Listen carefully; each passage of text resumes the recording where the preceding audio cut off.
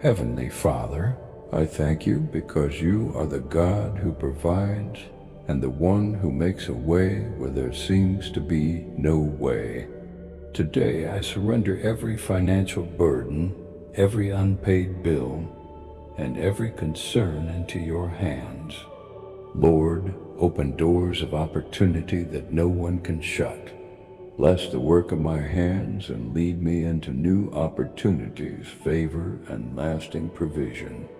Give me wisdom to make faithful decisions, discipline to manage every blessing well, and courage to trust you through every season. Break every chain of debt, lack, delay, and financial hardship. Replace fear with faith, worry with peace, and discouragement with hope.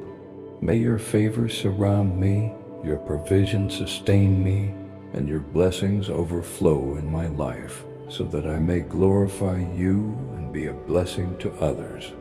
In Jesus' name, amen.